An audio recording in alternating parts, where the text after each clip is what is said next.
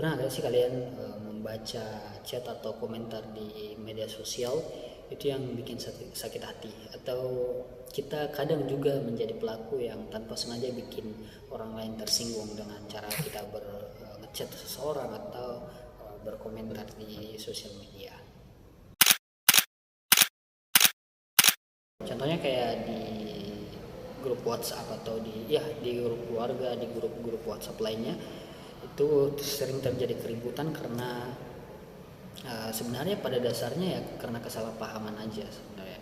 Kemudian contoh seperti di Twitter, banyak kolom-kolom komentar itu yang menjadi medan perang hanya karena perbedaan pendapat. Nah sebenarnya ini kan penjelasan seperti ini itu berkaitan dengan dua hal, yaitu moral sosial dan budaya komunikasi. Moral sosial, teman-teman sekalian, itu mengatur hubungan individu dalam masyarakat, atau juga bisa dikatakan moral sosial adalah nilai-nilai yang membuat hubungan kita itu lebih sehat.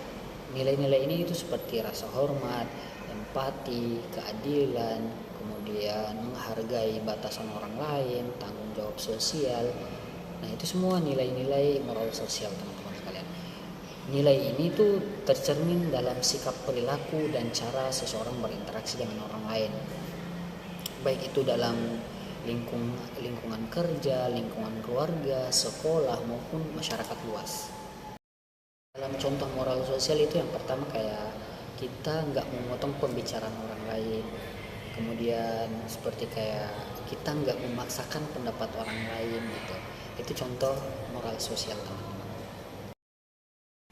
Sedangkan budaya komunikasi itu adalah cara-cara berkomunikasi yang dipengaruhi oleh nilai, norma, dan kebiasaan yang berlaku dalam sebuah kelompok masyarakat.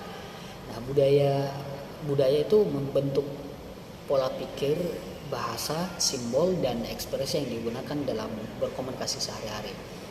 Contohnya seperti begini, penggunaan kata iyo itu di Sulawesi untuk kami itu adalah hal yang tidak wajar, hal yang tidak sopan yang kita gunakan ke orang tua. Sedangkan kalau di Papua atau di Indonesia bagian barat itu hal-hal yang biasa saja. Di Batak misalnya penggunaan kata iyo itu hal yang wajar. Kemudian contoh yang kedua seperti di Jawa cenderung meminta tolong itu seperti boleh saya minta tolong, sedangkan kalau di Batak langsung to the point, seperti kayak tolong ambilkan itu.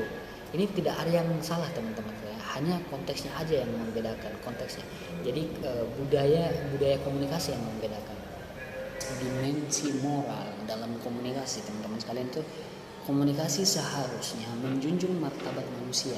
Jadi setiap pesan yang disampaikan sebaiknya tidak merendahkan atau melukai perasaan orang lain, serta menjaga hakikat kemanusiaan. Kemudian etika-etika dalam berkomunikasi atau prinsip moral yang mengatur perilaku individu dan kelompok saat menyampaikan atau menerima atau mengelola informasi. Ini termasuk seperti kejujuran, transparansi, dan tanggung jawab atas dampak pesan yang disampaikan. Teman-teman sekalian, budaya itu sangat-sangat mempengaruhi, atau budaya itu sangat menentukan bagaimana kita berkomunikasi. Setiap masyarakat itu memiliki ritual atau aturan dan prosedur komunikasi yang berbeda. Misalnya seperti gestur, nada suara, dan bahasa tubuh. Biasa tuh berbeda makna dalam setiap budaya. Karena adanya perbedaan, teman-teman sekalian, pentingnya memahami perbedaan budaya. Jadi penting buat kita itu memahami bahwa ada perbedaan budaya dalam berkomunikasi. Dalam era globalisasi, komunikasi lintas budaya itu hal yang sangat lumrah. Lintas budaya semakin sering terjadi lah. Diperlukan kepekaan. Jadi kita perlu peka dan penghormatan terhadap keberagaman agar tidak terjadi kesalahpahaman atau konflik. Moral sosial dan budaya komunikasi itu membahas nilai-nilai agar bagaimana kita membangun ruang lingkup berkomunikasi yang lebih sehat, terhindar dari konflik atau kesalahpahaman. Perlu kita ingat teman-teman kalian bahwa dalam berkomunikasi itu tujuan kita bukanlah menang, tetapi tujuan kita yang sebenarnya adalah saling memahami. Setiap orang, seluruh manusia ingin mengerti dan dimengerti. Saya Musab J, terima kasih.